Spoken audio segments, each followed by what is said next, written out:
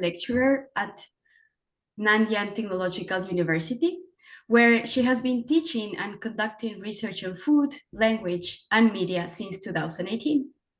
Since the start of her graduate students at University of Florida, Kery has focused on food media with publications on cooking shows, cookbooks, celebrity chefs, food radio, and social media, exploring how food and language create meaning in everyday life. Her favorite celebrity chef is Aina Garden of Barefoot Contessa. Her talk today is Feeding the Narrative, Singapore's Culinary Diplomacy in Media. Thank you very much, Kery. Great. Thank you for the introduction, Sarah, and it's a pleasure to be here. I'll go ahead and start the screen share here, and then also, all right.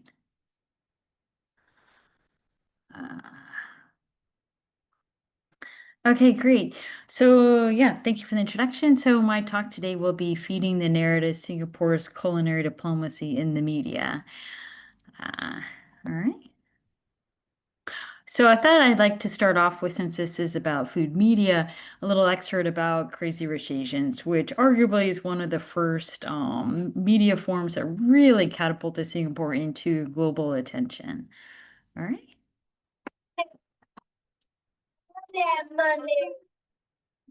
Thing that we think about when we think of Asia is street food. You walk into that hawker center, you know, all the different foods, all different smells. Each of these stores sells pretty much one dish, and they've been perfecting it for generations. This is one of the only places in the world where street food vendors actually earn Michelin stars. You have all walks of life, cultures, eating with each other. This is a food court like nothing else. It's open 24 hours. You gotta be open-minded. You gotta enjoy the food, because in Chinese culture and Asian culture, food is the utmost important thing. Every time you see somebody from Singapore, they won't say, "How are you?" They say, "Have you eaten?" Like that. From the food to being around the night markets. It's been great just to immerse ourselves here. Singapore, it's where you go for a food guest. Yes, I told you. Best satay on the earth.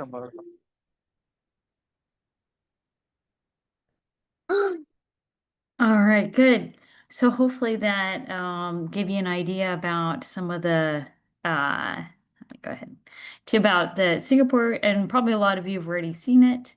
So so yeah, in the movie, so it was 2018, and so there we could see so Nick and Rachel are some of the main characters, and Nick lives in Singapore and he brings home his girlfriend Rachel, and he's showing her one of the classic hawker centers. So that was Newton, actually, Newton Hawker Center, which is and in the movie they also mention laksa, and laksa is one of the most important Singaporean like national dishes. When people say, "What do you think of a Singapore with food?" Laksa is one of the ones. So what is laksa? So to start off with, it's rice noodles and spicy aromatic coconut-based curry broth. And so there's a lot that's, if we start to unpack it, there's a lot more that laksa can tell us about Singapore rather than just being a delicious, hearty, filling dish. So it's a Malaysian, Chinese, Singaporean combination. So where the Chinese version is in this, flavors come in through the base, right? So the rice noodles, the ginger garlic, the shallots, and then the Malay components are the spicy profile, the shrimp paste, the belacan, laksa gravy. So as our third speaker, Jacqui from Malaysia, will attest, these are very familiar flavors in Malaysia. And so here, laksa has been used often as a dish to say, like, oh, it symbolizes Singapore's multiculturalism and harmony. That one of Singapore's much proclaimed virtue, the values of the nation is being multicultural and harmonious, and food is often used as a way to represent that. So that's one of the main purposes of the talk today, is to explore how Singapore uses food-focused media to perform culinary diplomacy. So framing food as a storytelling tool to project identity, heritage, and hospitality as well. So just for a little context for those of you who don't know where Singapore is, so it's just above the equator. So it's a very tropical, very small island as well, just off the tip of Malaysia. And also it's also a young nation. It's just celebrating its 60th 60th birthday as a young nation in 1965. So, and it was formerly a British colony. And so there's 6.1 million people. So it's a relatively highly populated and dense as well. Known for its multiple ethnic groups, Chinese, Malay, and then the other is Indian, and then also other, which includes like expats like me, as well as, various other nationalities represented. So since it is part of being a young nation, one of the few things it can hold on to and try to construct itself as a nation is through food. And so Singapore curates and circulates strategic narratives about food through the food media. And especially now, there's been such an explosion of the different types of media that has accelerated this forming of an image as well. So these narratives are part of soft power. Food has been recognized as a form of soft power. So what that means is using culture and other forms of non-aggressive means to try to gain influence and to project in this case your nation favorably upon other nations. Yeah, so a little bit of the menu for today. So I'll talk a little bit about the theoretical framework, some national branding through food. I'll also present some more case studies, and then look through a couple analysis of dominant narratives. So here's just a couple quick pictures of Singapore again. A chili crab. It's a really messy but also delicious dish. That's also another famous national icon. And then these are, quote, the super trees. It just shows you a little representation of some of Singapore's landmarks. All right, so the two main theoretical frameworks that are helpful to examining, okay, what's so important about laksa and chili crab is, okay, so gastrodiplomacy and media narrative and nationhood.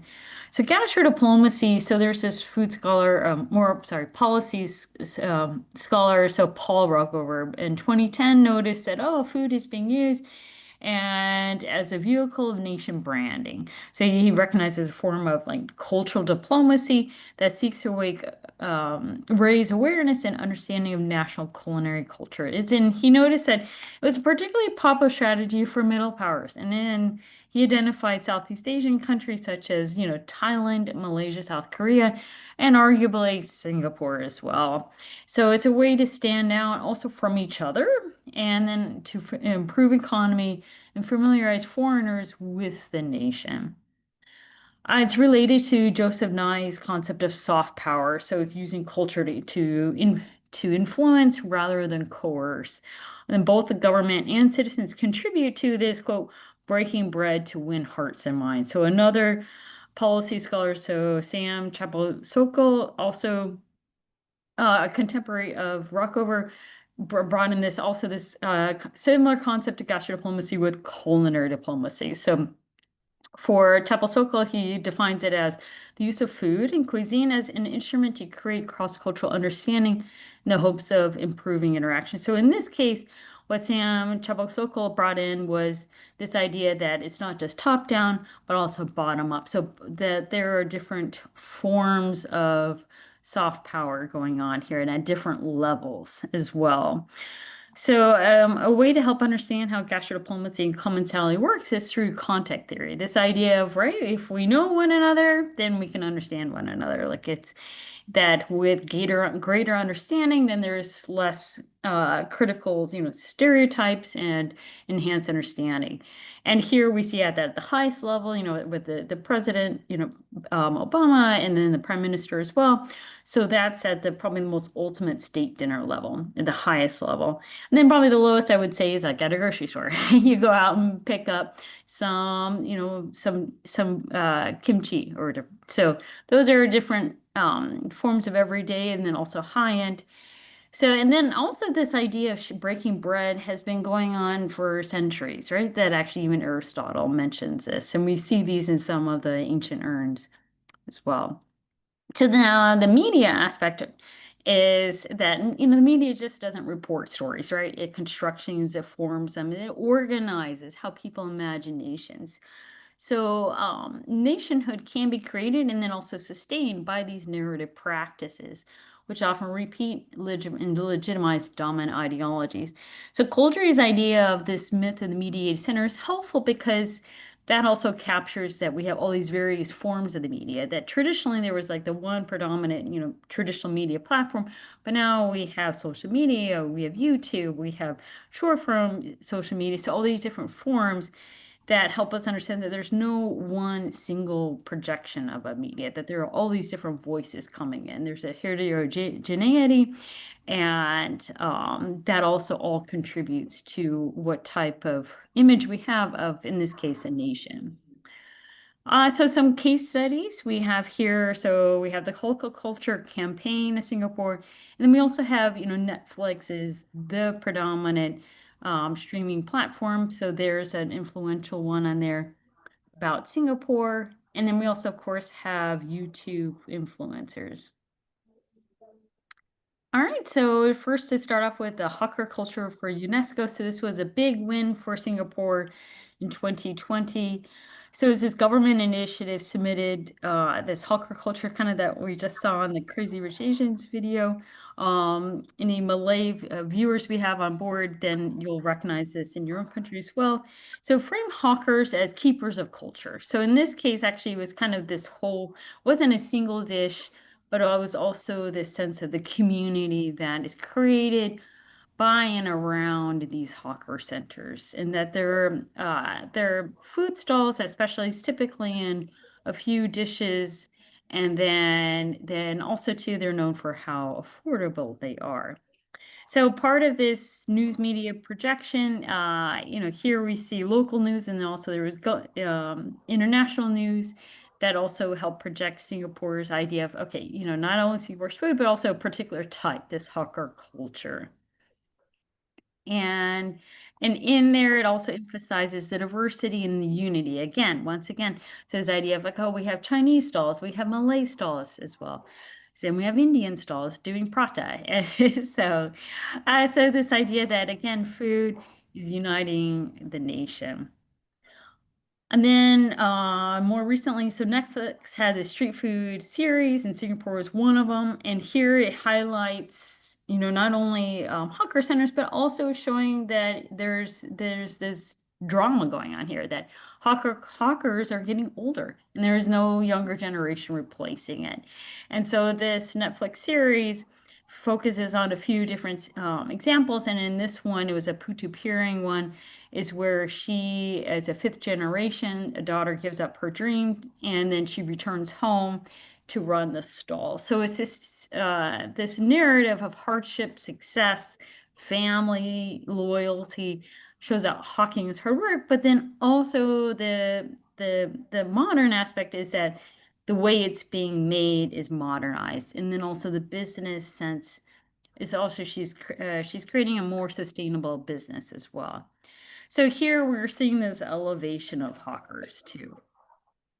And we're starting to see also more interest in the tourism aspect through foreign YouTube influencers. Mark Ween is really one of the most famous. And so there are these unofficial ambassadors, right, that reinforce these narratives. And so here he's also mentioning the 5 hawker food dishes. So again, this hawker food emphasis here, and here he has collaboration with KFC. So these local celebrity chefs are gaining a platform as well. KFC is one of the most famous in Singapore as being a hawker hero, or voice for the hawkers. Strictly Dumplings, another one, and so here's this emphasis of the wide range of Singapore's in cost-wise, and this idea that you can get affordable and also delicious food across the different budgets. So that's also continued, echoed in the tourism board. So here, street food to heritage, dining haunts, and Michelin-starred restaurants embarking this food trail that take your taste buds on wild ride. So this idea of trying to show food is exciting, and then here again, we see this romanticization of hawkers. We have these young hawkers as being, preserving Singapore's food heritage and legacy.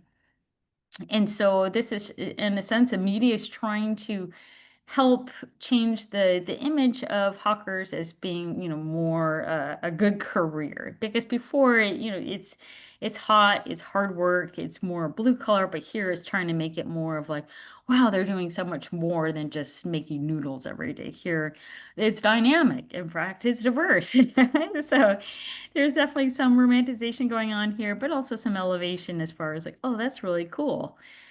So more international media we have here. Also, Somebody Feed Phil, also on Netflix. We have New York Times featuring it, the Tatler as well. So part of this narrative analysis, so now, okay, again, what is being fed? What are we being told? So here the media is constructing idealized stories of diversity, meritocracy, but also modern. So this global relevance, but still trying to retain some sense of tradition. And food is here this symbol of national identity. You know, a common phrase is, "Have you eaten it yet?" It's a symbol of hospitality as well and inclusion. So some of these strategic goals is trying to present Singapore as both having some, you know, some roots, some culture, some heritage, but also trying to be modern and positioning itself in the global space. So these stories reinforce national myths, and so that it's, you know, multicultural and that it's efficient and orderly. So it's this these examples kind of are trying to emphasize how food is a form of language and then how a nation can use it, in this case, a very positive way. But of course, there's always, well, we need to be critical. Well, what's being omitted here, right? So it doesn't mention, you know, the labor situation of migrant kitchen workers and the who can work these hawker stalls and who can't. And it's very government heavy led and cared for. And then there's, you know, class and generational shifts as well. And then also we even have this commercialization and gentrification of historical places. In these residential areas, like Tiongbaru is a great example, we're seeing an explosion of nice cafes that have made the area very expensive, right? So then that means that local residents who have made the area what it was are being forced out. So this kind of tension as well exists. And so we, you know, I'm hoping this talk helps kind of bring awareness about how do we handle these situations. So yeah, so it's examining how we construct and consume cuisines both at home and abroad. So when we're watching these shows, you know, not of just Singapore, but other nations as well, is to asking ourselves, well, what are we being told? And then also, what are we not being told? Yeah, so hopefully that was interesting to you all, but thank you so much. That was that. So hopefully that gave you an idea about Singapore and how the food media is constructing its sense of nation. Thank you, Kery. Our next speaker is Dr. Jacqui Gong. Jacqui works in the intersections between food studies, cultural studies, media and communication, film and television studies, and post-colonial and diaspora studies. Her work focuses on celebrity chefs, social media, and print media, such as cookbooks and the embodied identity work evident in these different forms of media. She is currently senior lecturer at Taylor's Culinary Institute, Taylor's University, Malaysia. Her publications include a book chapter in Routledge Handbook series, Food in Asia. She is also an elected board member of the Association for the Study of Food and Society. Her talk today is Traversing Past and Present, Culinary History and Culture in Malaysian Chinese Books. Thank you, Sarah. All right, thank you everyone for being here today. Thank you, Kery, Culinary Mind, Andrea. Thank you to all the organizers. It's a pleasure to be here and it really is an honor. So I'd like to get started on my presentation for today. So can everyone see my screen? Yes. All right, thank you. Okay, so today I'm presenting a work in progress. Basically, I'm looking at Malaysian Chinese cookbooks, and I I chose a selection of cookbooks from 1980s to currently. So this paper is an overview of what I observed and what I managed to find from my analysis of these cookbooks. So before we start, I just want to have a copyright statement and acknowledgement that all the pictures that I use here are within international laws. These laws permit the reproduction of these published works, provided that I acknowledge the sources and that the work is reproduced for limited use in educational settings and not for my monetary gain or anyone's monetary gain. So all the pictures I use here as well are free open source stock images basically. So this is a very beautiful picture of the Petronas Twin Towers. So an introduction for some of the international audiences here today is that Malaysia was formed in 1963, the Federation of Malaysia. So the states of the peninsula combined with the Borneo states of Sabah and Sarawak. So that makes us, basically we always refer to it as West Malaysia and East Malaysia. Okay, East Malaysia is Sabah and Sarawak, and West Malaysia is the peninsula. So our ethnic makeup is basically constitutes majority Malays, Chinese, and Indians. Malays are about 70% of the population, 75, 76. Chinese are about 20-something percent, 26, 20, 25%. Indians, if I'm not wrong, are about, I think, 7-8%. The rest of us consist of indigenous populations. So we have indigenous people in East Malaysia and we have the Malay indigenous in the peninsula as well. So this leads to a very diverse Malaysian cuisine. For example, of course, we have our Malay cuisine, Chinese cuisine, Indian cuisine, but we also have very unique Malaysian dishes. The best one I could think of is cik kutih. So for those of you who don't know, the original dish is a Chinese dish called bak kutih. So it's BAK KUTTEH. And what that is actually meat. It's a meat, what's the right word for it? Like a meat pork rib soup, like a herbal soup dish, all right? So the thing about that is that because it's made out of pork, the Malays can't eat that because it's not halal. So basically Malays and Indians have come up with a version with chicken, okay? So I think that this really symbolizes how Malaysia is so diverse and it's so multicultural. We come up with Malaysian cuisine that is really unique to our country. So we also have Nonya Peranakan cuisine, and this is basically the food of the streets born Chinese. So it's from the Malay plus the Chinese populations that actually intermarried. So they started a hybrid cuisine of their own, which is called Nonya cuisine. Right, and also we have the Eurasian community as well. These are of Portuguese origin in the state of Malacca. So really Malaysia is very, very diverse and our culinary culture is very, very multicultural and hybrid, I would say. Right, so as I said earlier, this paper is looking at Malaysian Chinese cookbooks from 1980s to 1990s. And also the early 2000s to currently 2020 to 2024. All right. So the sources that I managed to get, it's a pretty recent study. I only managed to get cookbooks from bookstores, relatives' cookbook collections, my friends' parents' cookbook collections as well. So this was quite a personal study, I would say.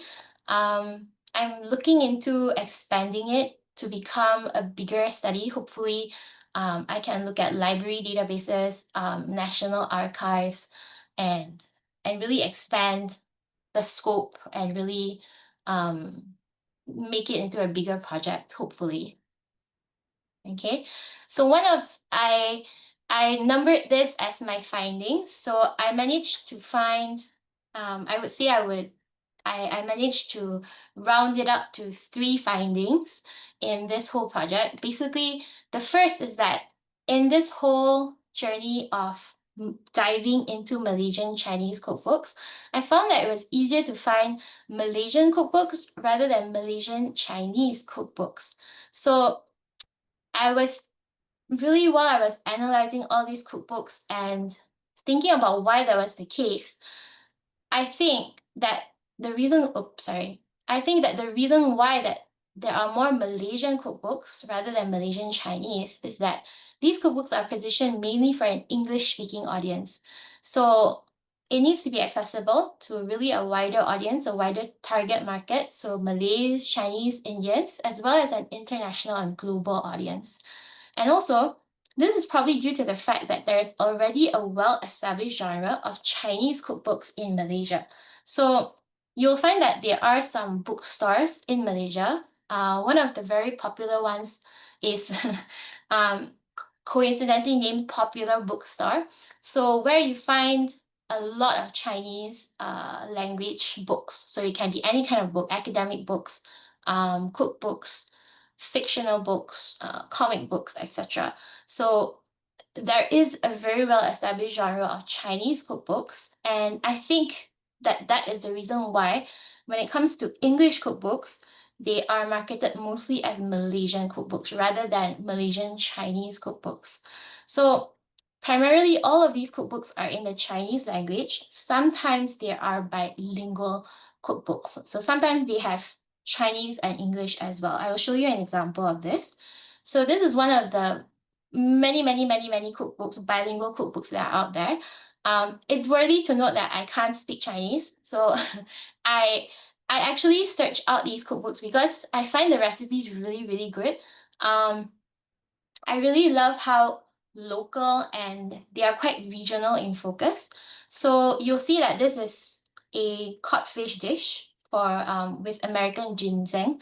So you'll see that the English is on the left and the Chinese is on the right. So it's really useful for someone like me who can't speak Chinese, but I want to learn Chinese cuisine. So this Seashore Publishing House publishes a lot of bilingual cookbooks, and I think it's very useful. It caters to an audience out there, such as Chinese people in Malaysia who can't speak Chinese, or perhaps they can speak Chinese, but they can't read Chinese very well. Okay, so this is probably the reason why a lot of the cookbooks out there in English have more of a Malaysian focus rather than a Malaysian Chinese focus. All right. Okay, so this is another example of a cookbook who is a very big name in the Malaysian food writer, food cookbook scene. Especially like people like my mom's generation, everyone knew her. She would publish in the newspapers. She had a lot of cookbooks. Nowadays, not so much, but back then in the 90s, the 80s, she was a really big name. All right, so this is one of the cookbooks. Around 1980s to 1990s, I want to show you how these cookbooks kind of look like in general. So what I found through my research is that these cookbooks are usually divided into sections according to the different states in Malaysia. So let me show you a picture. This is what it looks like. This is a snapshot. For example, the content page will look like this. And you will see that there are so many different dishes for all the different states.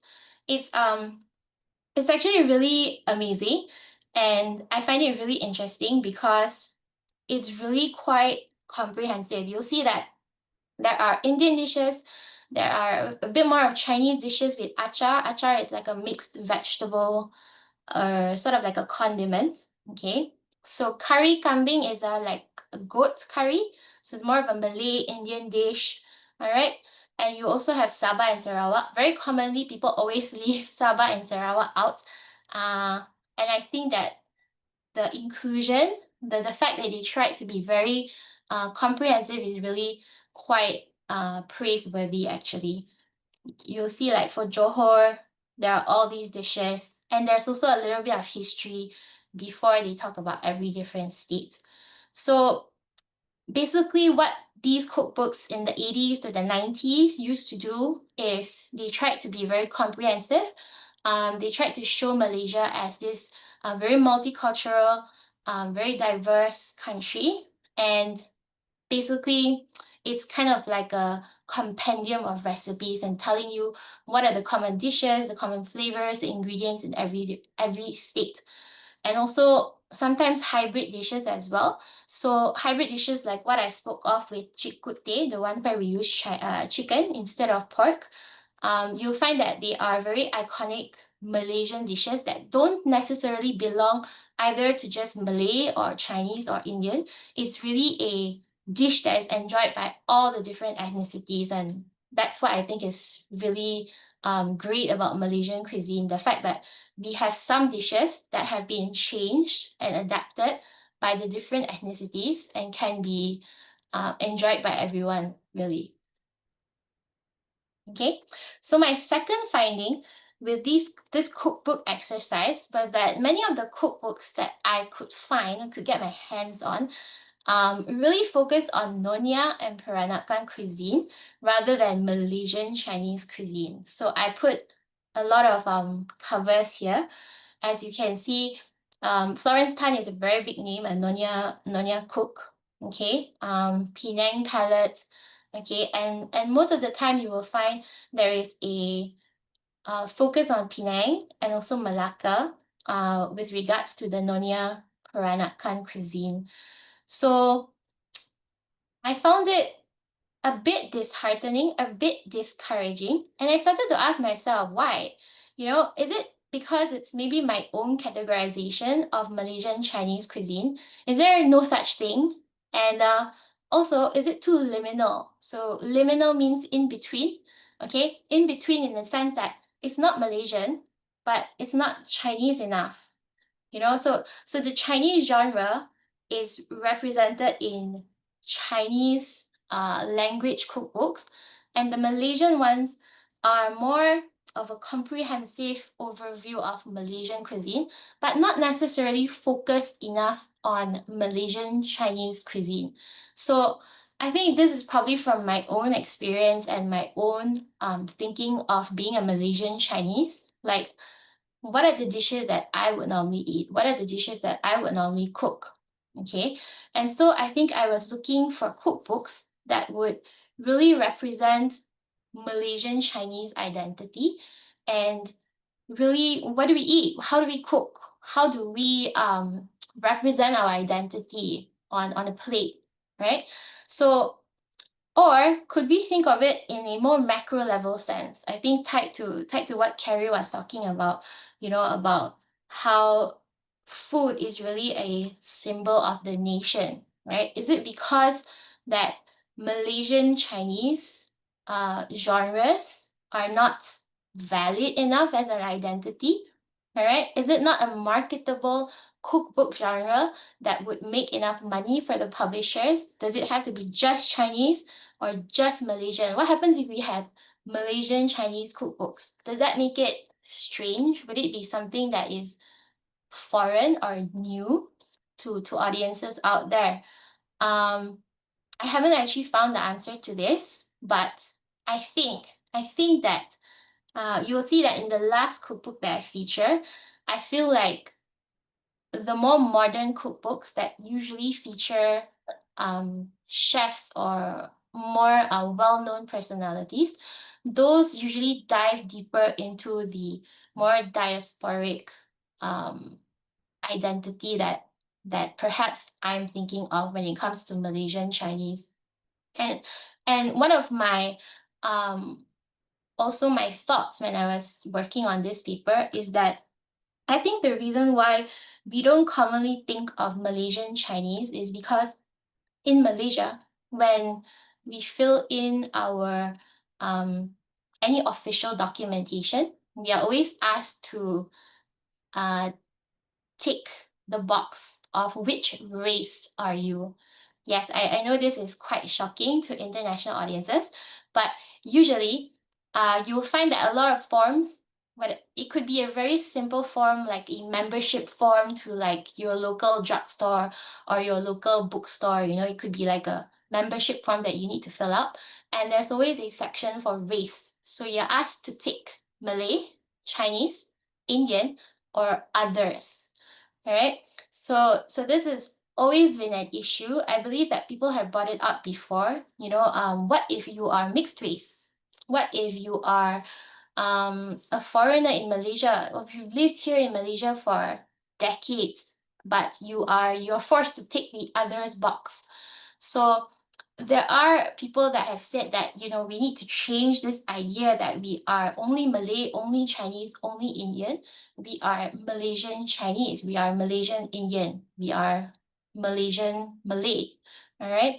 So I think that this could possibly be the reason why when it comes to cookbooks, because cookbooks represent our identity, they represent our nationality, this could be a reason why the genre of Malaysian Chinese cookbooks is not quite there when you try to look for these cookbooks.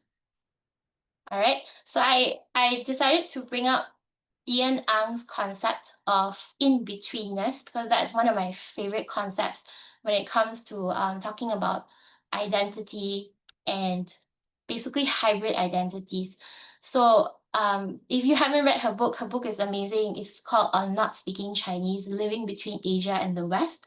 So Ang talks about how with diasporic communities, they occupy the liminal space between neither being here in their native country nor there where they originated. They are not lost, but instead have produced new hybrid identities in the new countries that they have set foot in.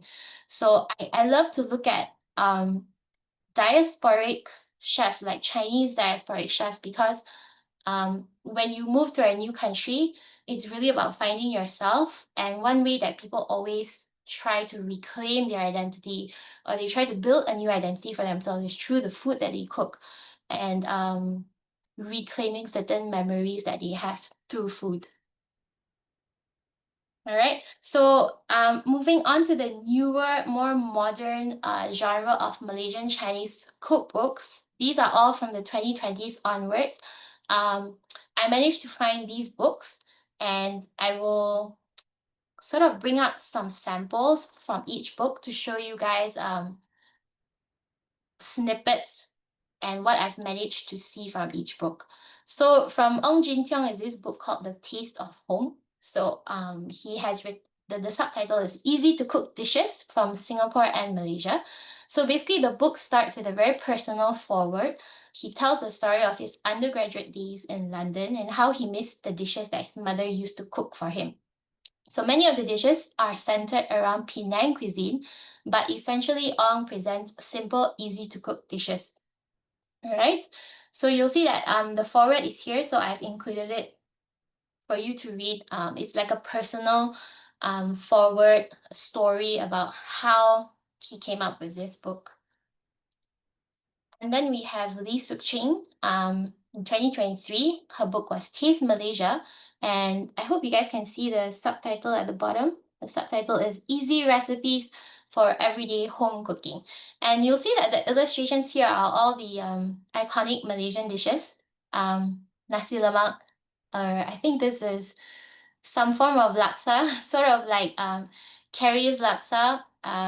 But in Malaysia, we have the different types according to the different regions of Malaysia. So I think this is ginger, all the common ingredients that you find in Malaysian cuisine. So you'll see that there's also an emphasis on easy recipes and home cooking. So what can this tell us about Malaysian cuisine and Malaysian culinary culture and identity? What I think I've seen from these books is that perhaps because Malaysia's street food and hawker food scene is very, very popular. It's really ingrained in our everyday culture. It's very similar to Singapore. You'll find that people eat at informal eateries, such as kopitiams, coffee shops, and not necessarily restaurants, but cafes. Malaysians eat out a lot, and part of it is the reason that the food that you can find outside is usually quite cheap. And sometimes the cost of buying the ingredients and cooking at home can actually be higher than actually eating out. So really what I think are about these cookbooks is that the focus is really to recreate these nostalgic dishes at home. And how can you do it in an easy, quick, and affordable manner? rather than going out and buying it. I think really the pull for these cookbooks is on nostalgic and very, very rich memories of home and who used to cook it for you. How can you recreate it at home? All right. So I also put in this this quote from one of my favorite books as well. So from Ku and Duru, it's Eating Together, Food, Space and Identity in Malaysia. So the book is really about how kopitiams, very similar to what Kery mentioned, kopitiams are this place of commensality, eating together, and really everyone it's a democratic space where everyone participates regardless of your ethnicity, how much you earn, your occupation, and your food preferences really. So tied to the mobility of memory is the viscerality of sensory experience. And really when we eat out, whenever we eat really, it's such a sensory experience. And really think about cookbooks as well. Cookbooks really make you replay and relive those memories and that sensory experience when you read the stories in them. All right, so this is my last cookbook, which is actually one of the most recent ones, 2024. So Junda Koo is actually a Malaysian chef who moved to Australia. Okay, I would say that this is the newer style of cookbook that is also functions as like a memoir. So if you've seen a lot of these, I actually love this genre of cookbooks where it's really about the story, about the memory behind the food. So Koo showcases Malaysian cuisine and diversity from hawker food staples and his own treasured family recipes. So it's really about the memories and the nostalgic home-style cooking from his ama, his grandmother. He has a section just on the grandma alone and how, you know, he saw her age and she got sick and he would still cook her dishes, cook for her as well. And it's really a very, very touching, very, very emotional story behind the food. So you could say that he's a diasporic chef as well. He lives in Sydney, but he returns to Malaysia every now and then. So the recipes are really not just instructional text. There's usually a story, there's a memory behind the recipe itself. So I put a snippet here for you to see. So this current style and genre of cookbooks focuses more on the author and chef and their personal story rather than a compendium of recipes that aim for comprehensiveness. So what I've seen from these older cookbooks to the newer cookbooks is really more of an emphasis on the personal author, right? The story. And it really is more of a cookbook memoir rather than just a cookbook. So here you can see there are pictures of his family. There's his own personal story. It goes on for more pages actually, but it's really like a life story, like I said, a memoir and autobiography that is in his cookbook. Okay, so for some of these more recent Malaysian Chinese cookbooks, because these chefs embody hybrid identities, for example, they are Australian Chinese. Here I'm thinking of the chef Ho Ling Yao. If you've heard of her, she didn't win MasterChef, but she's currently a judge on MasterChef Australia. So she's actually Malaysian Chinese, but of course, I think she refers to herself as Malaysian Australian Chinese. Okay, so these cookbooks actually tell the stories of their journeys in forming new homes and new senses of belonging. And here I chose one of my favorite quotes. I know a favorite among many favorites. After Brass quote about home. Okay, home as sites of hope and new beginnings.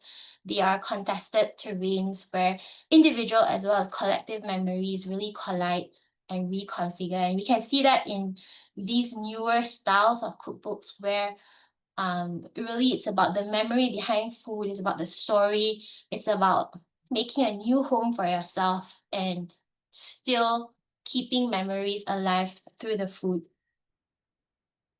Okay, so this is my closing quote. All right, the image of home as the site of everyday lived experience. And here, if I can draw your attention to the last part, all right, home is the community imagined in most part through daily encounter. And what be better daily encounter than through food? And this is what I always tell my students. It can be very mundane. We always think of food as a very everyday thing that we take for granted. Like, what are you going to eat today? I just want to fill my stomach, you know? But really, it's everyday, it's daily, it's mundane, but it's very important. Food is ourselves. It tells us about ourselves, our communities, our identity. And yeah, my last picture is from Ku's cookbook. So I chose this one because you'll see that it's a very humble bowl of lotus root soup. But Junda Ku tells us about how when Amma came to stay at our house to look after us, she was always cooking for us. And he says when Amma was bedridden with Parkinson's disease, she asked me to cook this for her. So I thought this was really, really touching. And it really shows us how food links us to the past, links us to who we are. And yeah, it really is multifaceted in that sense. And this is a picture of my Malaysian delicacies, fried noodles, chicken wings. This is curry mee, I think, right? So yeah, that's it for my paper. I hope I managed to show you the diversity between older cookbooks and newer cookbooks and how this tells us about Malaysian Chinese culture and cuisine. Thank you. Thank you very much, Jacqui. Our third speaker is Michelle Phillopov. Dr. Michelle Phillopov is an associate professor in media at the University of Adelaide. Her research explores how media interest in food shapes public debate, media, and food industry practices, consumer politics, and experiences of work. She is the author or editor of 5 books, including Media and Food Industries, The New Politics of Food, Alternative Food Politics, From the Margins to the Mainstream, as well as Digital Food TV, The Cultural Place of Food in a Digital Era, the focus of her paper today. Her talk is Digital Labor and Streaming Food TV. Thank you very much. Thank you. Thank you so much for the invitation to join today. So what I'll be presenting is some of the work from my book on digital food TV, and particularly focused on the new kinds of digital labor that are emerging as a result of the rise of streaming television platforms, particularly Netflix. So it is a bit of a gear shift from the previous 2 presentations, but it does pick up on some themes that were mentioned in both. So of the major streaming services, Netflix has perhaps made the most significant investments in food TV. And they've produced and licensed more food shows than I think any of their other competitors. And so today I want to look at 2 shows that I think really exemplify what the Netflix brand of food television is. And the shows I want to look at are both reality cooking competitions, and they've both been widely described in journalistic accounts as easygoing, feel-good shows. So comforting has often been a key word that's used to describe them. And these are shows that I think reflect the kind of food TV that's now finding a home on streaming services. And it's actually quite different to the kind of food TV that predominated in the past on traditional broadcast and cable networks. And what I want to suggest in this presentation is that it's quite interesting that competition-based shows should now be framed in these terms of being comforting and easygoing, because that's definitely not what competition-based reality food television shows were in the past. So the first show is Crazy Delicious. And this is a Netflix UK Channel 4 co-production, which sees quote unquote inventive home cooks compete in a quote unquote magical edible garden filled with edible objects like watering cans, there's a Prosecco waterfall, and other fruits and vegetables ripe for the picking. They're watched and judged by food gods, Carla Hall, Heston Blumenthal, and Nicholas Eckstedt, who, all dressed in white, preside over the contestants in a heaven-themed mezzanine. There's no prize money for winning, but the winner of each episode takes home a symbolic golden apple. The second show is Sugar Rush, which is a show in which teams of professional bakers compete in a series of baking challenges for a $10,000 cash prize. And the usual way that scholars have understood food TV or reality TV is that these shows essentially work by dramatising the development of the neoliberal subject. And this is narrativized especially clearly via the contestant's journey, where winning is presented as life-changing, and contestants are encouraged to construct a marketable self-brand over the course of the competition. So on a show like MasterChef, we see contestants develop an increasingly finessed personal brand that can be leveraged at the conclusion of the series into a new food career, new media roles, and/or new celebrity status. But the Netflix food shows are different. The narrative format of shows like Crazy Delicious and Sugar Rush leave little space for journeys of personal or professional transformation or the production of marketable self-brands. And both shows are typically free of the conflict and competitive individualism that would normally drive reality television narratives. So that relentless disciplining of contestants and exhortations to give the competitions one all and commit everything to win is kind of pleasantly absent from most Netflix food programs. There are no dramatic meltdowns, and in fact, the competition structures seem to be deliberately designed to avoid them. So in these respects, Crazy Delicious and Sugar Rush would seem to be an example of what Jory Lagerwey has termed the loving reality genre of reality television, which for her is exemplified by programs like The Great British Bake Off. And she uses the term to describe a collection of reality shows that foreground positive affects like love, friendship, and joy, emphasizing them even over plot, character, competition, or conflict. And with their focus on positive judging, camaraderie between contestants, and general feel-good vibes, both Crazy Delicious and Sugar Rush exhibit many of the features of loving reality shows. So in neither show do the judges engage in the intense emotional badgering of contestants that can occur in other reality programs. And the fact that each episode has its own winner who never appears again means that in neither show do we see contestants long enough or know enough about them to become significantly invested in their successes or failures. And instead, the shows maintain interest through their Instagram-esque visual pleasures, the striking and creative dishes on Crazy Delicious, and the impressive and beautifully presented bakes on Sugar Rush. The various components and techniques of which are generally described in more detail than the stories of the contestants themselves. For Lagerwey, on loving reality shows, professionalism or celebrity status is only ever an accidental byproduct of shows that otherwise contain few of the typical motives of celebrity production. And so in her view, this means that the need for contestants to cultivate a marketable self-brand is, if not eliminated exactly, then it's at least significantly reduced.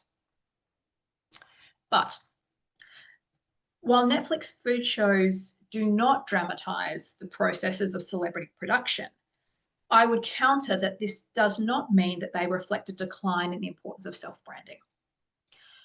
On the contrary, Netflix food programming seems to reflect a system in which self-branding has become so normalized that its development is no longer a byproduct of participation on reality television. And instead, a recognizable self-brand seems to increasingly be a necessary precondition of participation in the first place. So the contestants on Crazy Delicious may well be billed as inventive home cooks, but most of them come with significant followings on Instagram and run varyingly profitable micro businesses based around content creation, brand endorsements, and other home-based businesses. For example, Samira, who was one of the Series 1 winners and who at the time of her appearance on the show had around 1 million followers on Instagram, works full-time on content creation, where she develops and photographs rainbow-coloured recipes, much like the ones she makes on the show. Other contestants run businesses based on content creation, mail order food businesses, supper clubs, and various other things. So framing the contestants as home cooks presents their cookery as a form of leisure when, in fact, the contestants are a combination of fully professionalised, semi-professionalised, and professionalising content producers, with all the real and aspirational labour that this work involves. Unlike Crazy Delicious, contestants on Sugar Rush are explicitly framed as professional cooks and bakers that they are. However, we nonetheless see this similar blurring between leisure and work. Although they're presented as professionals, the contestants are framed not as the chef titans that we tend to see in other kinds of media representations, but as the rather ordinary owners or employees of modest small businesses and micro enterprises, like home baking businesses or local bakeries. And most are working in teams with spouses, friends, or family members. And typically they say that the opportunity to spend time with loved ones was the key motivation for their participation on the show.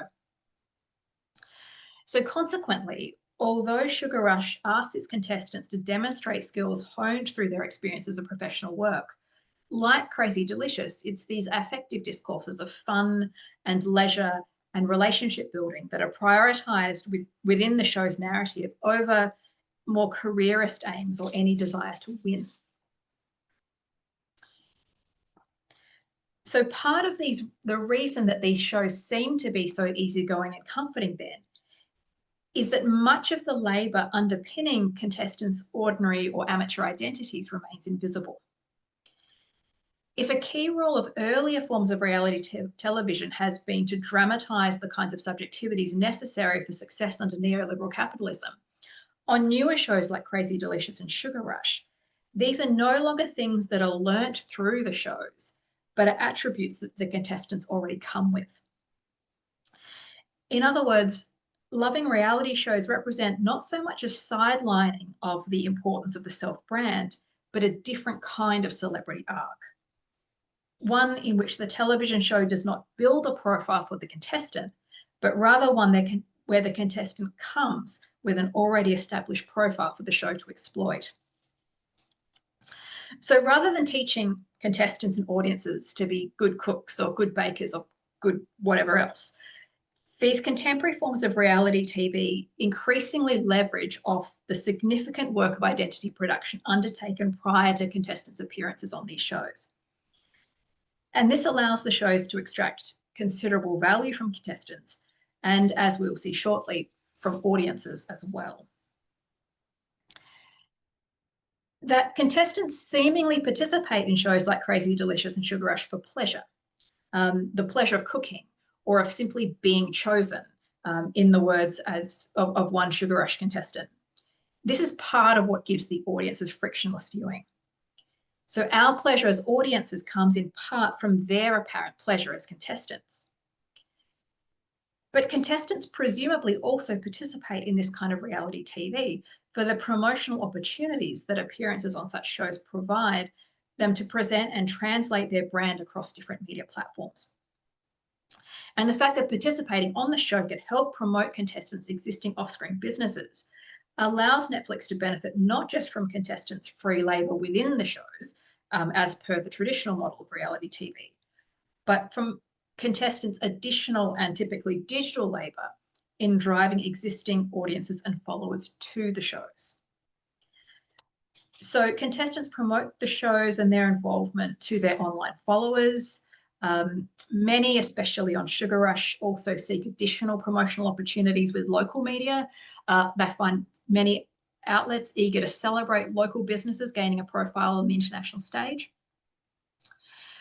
So by selecting contestants with already established businesses, identities, and audiences, albeit ones ordinary and aspirational enough not to warrant significant appearance fees or overshadow those of the judges or hosts, Netflix shows simultaneously leverage the promotional labour undertaken by contestants while framing this work as a pleasurable form of leisure. This is another one of the social media posts. So such an emphasis on work as leisure is also significant for the ways in which these narratives of uncompensated contestant labour parallel and in many ways normalise and obscure the audience labour that is now essential to the business model of digital platforms like Netflix. So in this respect, it becomes necessary to understand how narratives within streaming television reflect and are shaped by the context and infrastructures that give rise to them. A significant body of scholarship now outlines the ways in which the extraction of value from audience labour is fundamental to digital capitalism. For platforms like Netflix, audience practices are revenue producing in the sense that every action undertaken on the platform operates as a source of transactional data that is available for companies to harvest and data mine, often without audiences' full understanding of what's occurring.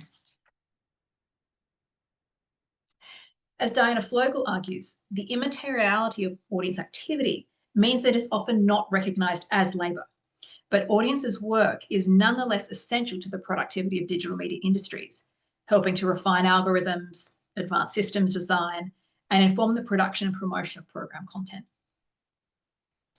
That this production work is done without the capacity for compensation or reward beyond viewers' own entertainment or the potential to personalise their experience as Netflix sells it, is central to Netflix's exploitation of audience labour. That Netflix accumulates value by presenting audience labour as not work parallels the free labouring, value-generating capacities of its on-screen contestants. While semi-professionalised reality contestants incur financial costs for the privilege of participation, fee-paying subscribers labour for free to build and refine platform infrastructure. So these shows that may at a textual level invoke harmonious depictions of equality and diversity, at the production level are based on extracting value from audiences, as well as content and identity and aesthetics from platforms, notably Instagram, that are themselves highly normative. So it's essential then to think about audiences' digital labour alongside the co-optation of their work and data enabled by digital technologies, and also about the digital labour of reality TV contestants whose revenue-generating activities before and after appearing on these shows are equally imbricated in the production economy of contemporary streaming reality television. So if earlier forms of reality TV essentially served as a template for labour on the self, with the work involved in producing oneself as a marketable self-brand central to program narratives, in streaming reality, contestants are no longer just a source of cheap labour who offer an amateur identification point for audiences. Instead, streaming reality depends on contestants leveraging their previous work of identity production and professional skill development, bringing existing audiences and followers to them, and engaging in more expansive forms of promotional labour, all the while still being framed as essentially amateur.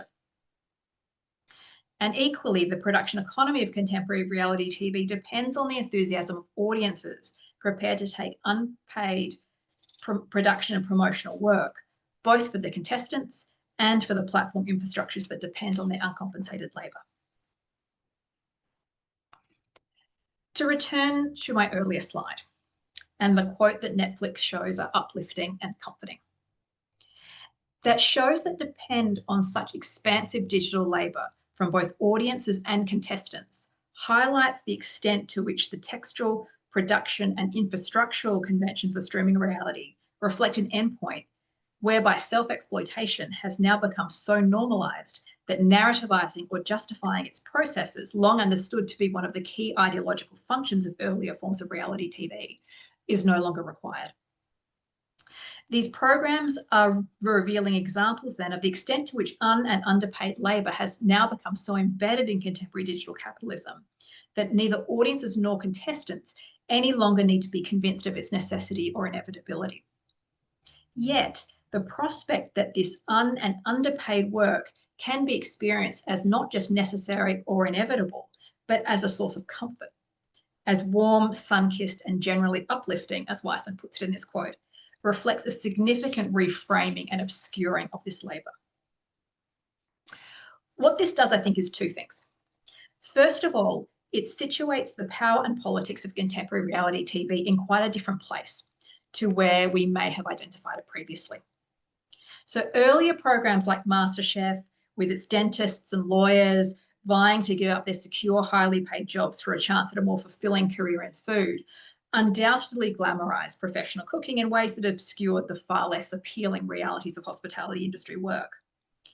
And in contrast, the more modest aspirations and positive reframing of unpaid labour as a form of comfort and creativity on shows like Crazy Delicious and Sugar Rush means that contemporary food TV no longer presents its contestants as sacrificing paying conditions for a new career that they love. Rather, it presents them as conceiving their work as so inherently rewarding that it no longer requires any compensation at all. And so paradoxically, such programs seem to normalise even more insidious ideologies of contemporary work than those where the exploitation of contestants was much more explicit. And secondly, the algorithmic logics of streaming television extend the ideological reach of these programs in unexpected ways. So Netflix's recommendation system may well direct viewers of Crazy Delicious and Sugar Rush to other cooking competitions or similarly formatted food shows. But it's just as likely to suggest other Netflix original and licensed content like The Big Flower Fight, Blown Away, Next in Fashion, Interior Design Masters, Glow Up, each of which adopt the conventions of loving reality, but transfers them to other subjects and activities. So flower arranging, glass blowing, fashion design, makeup art. We're seeing this algorithmic proliferation of shows equally reliant on this combination of professionalized, semi-professionalized, and wannabe professionalized labor, and which have been equally read as soothing and comforting viewing. And this highlights not just how powerfully experiences of comfort can be created through production practices and infrastructures essentially designed for exploitation, but also how these can be transferred to a whole range of other activities. And it's perhaps no accident that activities are concentrated in hospitality and creative industries, which have been most vulnerable to the erosion of industrial relations provisions and where many struggle to make a secure living. So to sum up then, that the labour of both audiences and contestants is understood by these shows not as work, but in terms of pleasure and comfort, highlights the extent to which streaming reality now reflects an endpoint in neoliberal capitalism, where certain types of exploitation have become so normalised that narrativizing or justifying their processes is no longer necessary. And this highlights the contribution of contemporary food programming to significantly expanding the types of unpaid aspirational labour that have become normalised and taken for granted in contemporary media, where the invisibilisation of work on screen increasingly mirrors the invisibilisation of work in Netflix's own platform logic and in digital capitalism more generally. Thank you. Thank you very much, Michelle, and to all of our speakers for those fascinating presentations. We will now take a short break, maybe some 5 minutes, and then we will be back for some Q&A. So yeah, go refill your cups of coffee and we will be back in 5 minutes. Thank you so much.